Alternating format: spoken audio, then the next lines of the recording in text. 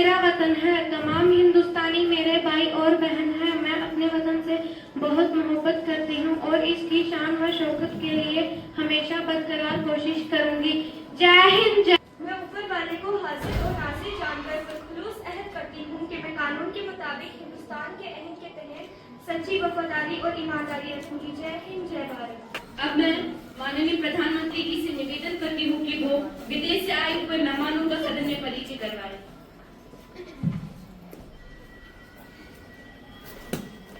सबसे पहले मैं अपने विदेश से आए हुए मेहमानों का स्वागत करता हूँ। I am Amara from Nigeria. I feel privileged to be here at the Youth Parliament as a Nigeria delegate. Thank you. Buon pomeriggio. I am Melanie from Italy. Namaste, India. Thank you for inviting me to your Youth Parliament. Thank you. विपक्ष की ओर से माननीय सदस्य अपना प्रश्न रखें। पहला प्रश्न वित्त मंत्री जी से। आज मेरा वित्त मंत्री जी से प्रश्न है। माननीय वित्त मंत्री जी, बहुत से लोगों को बजट का मतलब ही नहीं पता। क्या आप सदन को बताएंगे कि बजट क्या होता है और इस साल का कुल बजट कितना है? मंत्री जी, अरे रुकिए, मुझे बोलने तो दीजिए। वित्त मंत्री जी, इस साल आपने शिक्षा के लिए कितना बजट रखा है? वित्त मंत्री जी कृपया अपना पक्ष सदन के समक्ष रखें। देश कैसे बदलता है? अध्यक्ष महोदया जी, मैं आपके माध्यम से ये बताना चाहती हूँ कि टैक्स नहीं ट्रस्ट बढ़ाना मेरा काम है, खर्चा नहीं खुशहाली लाना मेरा नाम है। मैं वित्त मंत्री इस देश के विकास की गारंटी लेकर आई हूँ। मैंने मिडिल क्लास के लिए टैक्स स्लैब बढ़ाया। 7 लाख टैक्स की इनकम पर अब 0 टैक्स, क्योंकि आपकी कमाई आपका अधिकार है। कैशलेस की बात करती थी, हमने यूपीआई से देश बदल डाला। दुनिया कैशलेस की बात करती थी, हमने यूपीआई से देश बदल डाला। आज सब्जी वाला भी क्यूआर से पैसे लेता है। डिजिटल भारत, आत्मनिर्भर भारत। अपोजिशन सिर्फ सवाल पूछती है, हम बजट के साथ जवाब भी देते हैं। मंत्री जी, अगर हमें जानकारी नहीं होती ना तो सवाल भी नहीं पूछते। महोदय, अगला प्रश्न रेल मंत्री जी से। बुलेट ट्रेन 2030 में आएगी, पर पटना एक्सप्रेस आज भी 12 घंटे लेट क्यों है? पहले चलो ट्रेन को सुधारो। सोशल मीडिया पर ट्रेन बुलेट की तरह दौड़ती है। सोशल मीडिया पर ट्रेन बुलेट की तरह दौड़ती है, पर जमीन पर जनता स्टेशन में सोती है। टिकट पर हैप्पी जर्नी लिखा है, टिकट पर हैप्पी जर्नी लिखा है, पर जर्नी सैड क्यों है? गरीब का पैसा बंदे भारत में, गरीब का पैसा बंदे भारत में, गरीब को जनरल डिब्बे में क्यों? जवाब चाहिए मंत्री जी, आश्वासन नहीं। अब मैं माननीय रेल मंत्री जी से निवेदन करती हूँ कि वो अपना पक्ष सदन के समक्ष प्रस्तुत करें। रेलवे स्टेशन का मतलब होता था गंदगी, भीड़ और टूटा हुआ प्लेटफॉर्म। लोग स्टेशन जाने से डरते थे और ट्रेन घंटों लेट होती थी और कोई पूछने वाला नहीं था। अब लेकिन आज 2026 में हमने पूरा सिस्टम बदल के रख दिया है। रफ्तार का नया दौर। पहले लोहे की पटरियां पुरानी थी और डर लगता था। आज 2026 में हमने 80% से ज्यादा ट्रैक्स को मॉडर्नाइज करके उनकी स्पीड बढ़ा दी गई है। सदन में अब विपक्ष की ओर से एक महत्वपूर्ण प्रश्न उठाया जा रहा है। माननीय विदेश मंत्री जी कृपया सदन को संबोधित करें। अध्यक्ष महोदय जी, मेरा प्रश्न विदेश मंत्री जी से है।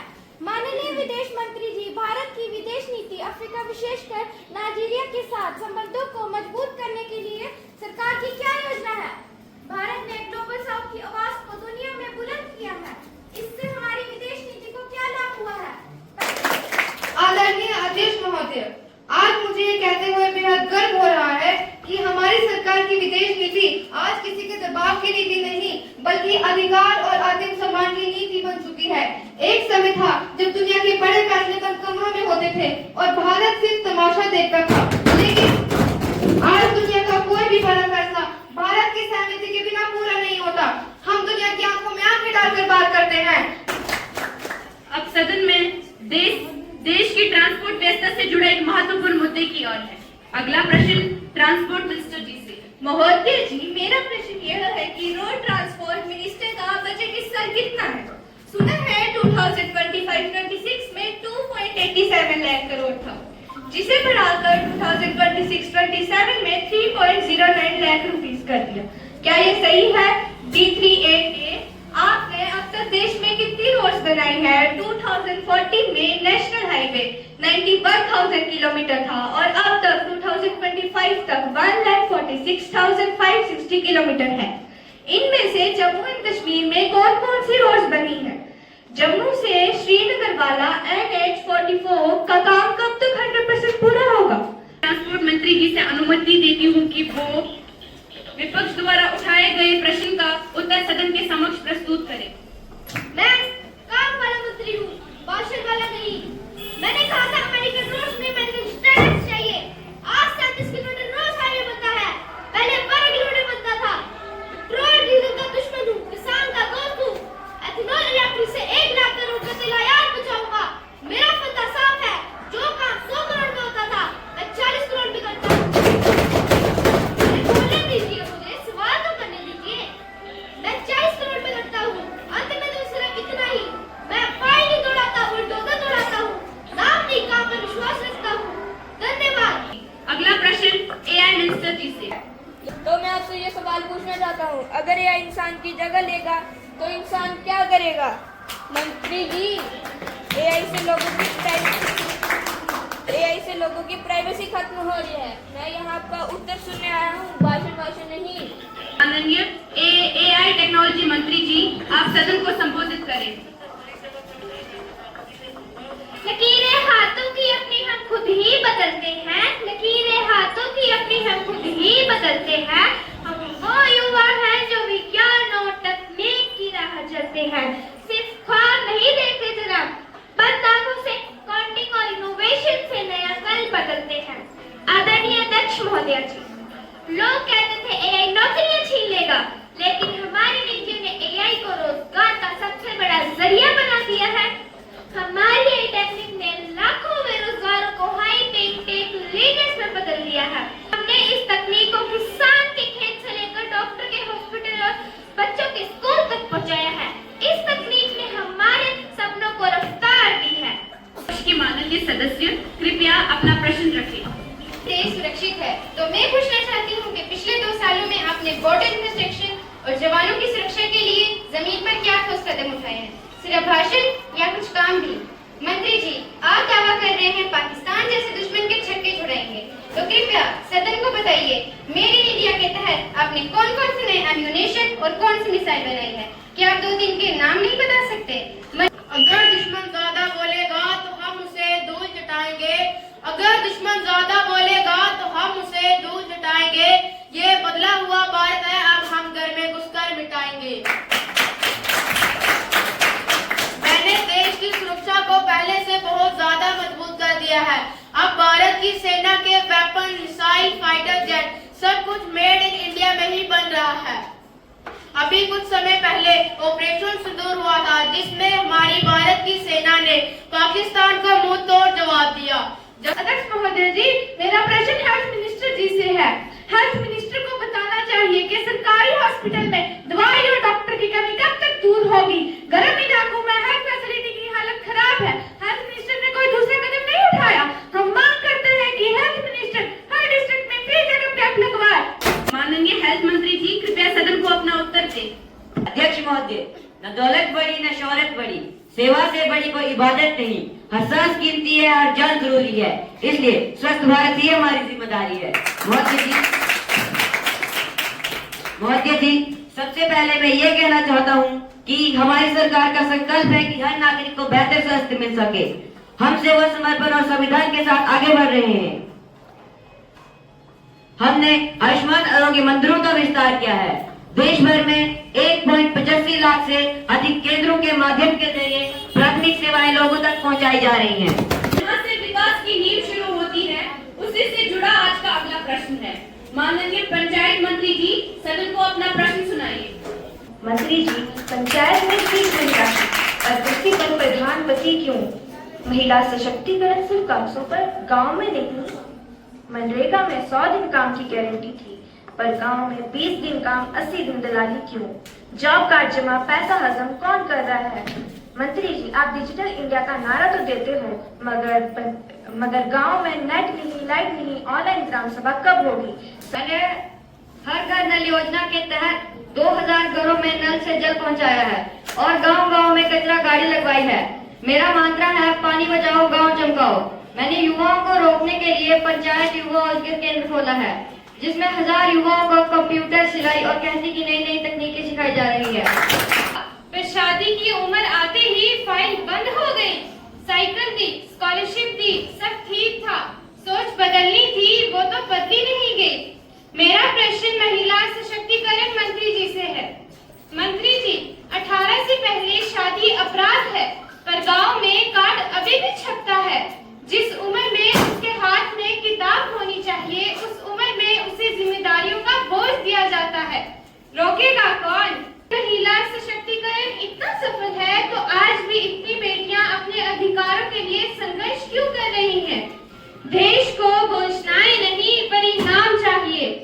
जब हर बेटी बिना डर के जी सकेगी और अपने सपने पूरे कर सकेगी, तब हम कहेंगे कि असली महिला सशक्तिकरण हुआ है। कहना चाहूंगी, मैं मिनिस्टर बनकर भी कुर्सी पर नहीं बैठी। मैं मिनिस्टर बनकर भी कुर्सी पर नहीं बैठी। मैंने हर घर की बेटी का सपना पूरा किया है। अब सदन में विद्युत और ऊर्जा व्यवस्था पर चर्चा होगी। पावर मंत्रालय के विपक्ष के माननीय सदस्य, आप अपना प्रश्न रखें। कैसी रोशनी जो जग में अंधेरा कर दे। मंत्री जी, आप 24 घंटे का वादा करती हैं, पर अभी भी शहरों में 8-8 घंटे तक पावर कटती है। क्या आपकी फाइल में ही बिजली है, जमीन पर नहीं?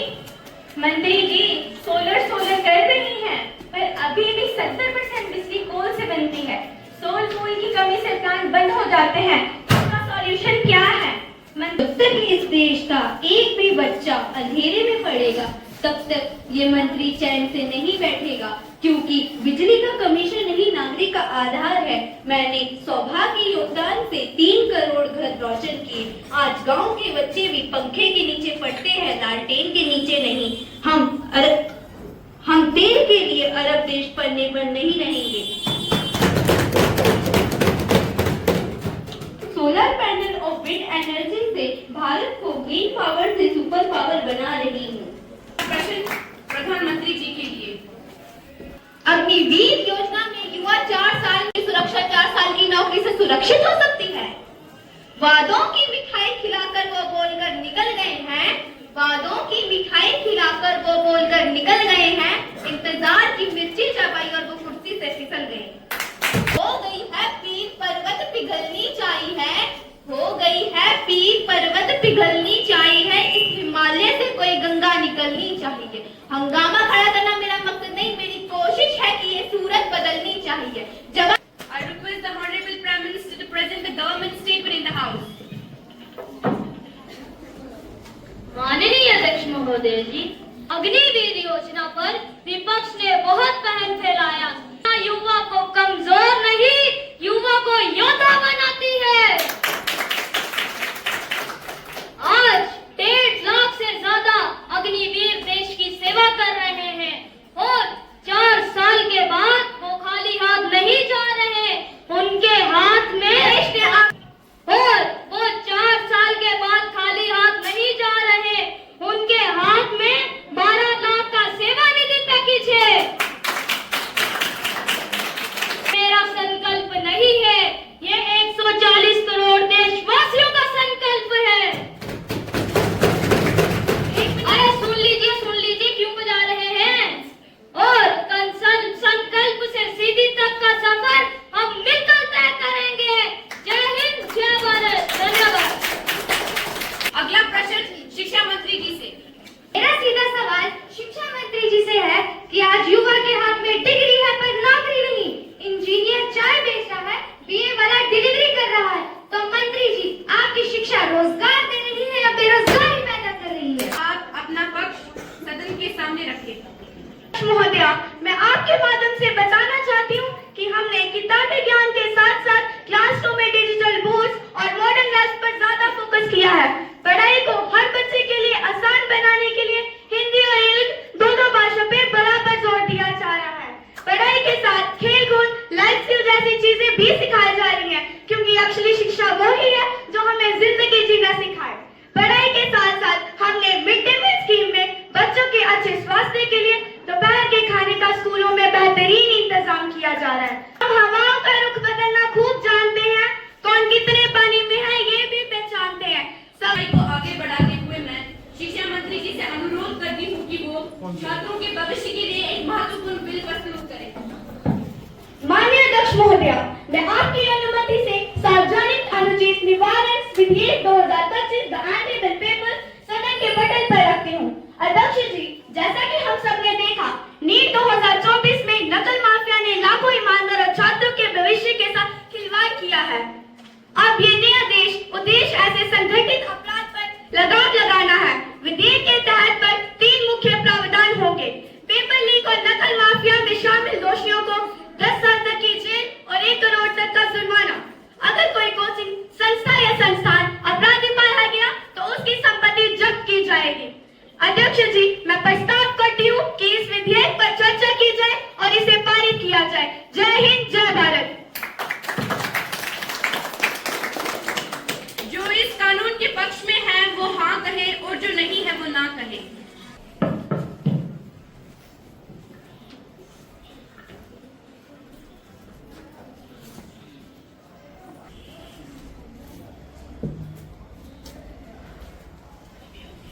मेरे विचार से हाँ के पक्ष वालों का बहुमत है। ये कानून पास हुआ। हम इस सरकार के कानून का पुरजोर विरोध करते हैं। कृपया आप शांत रहें। इसी के साथ आज की कार्यवाही कल 11 बजे तक के लिए स्थगित की जाती है।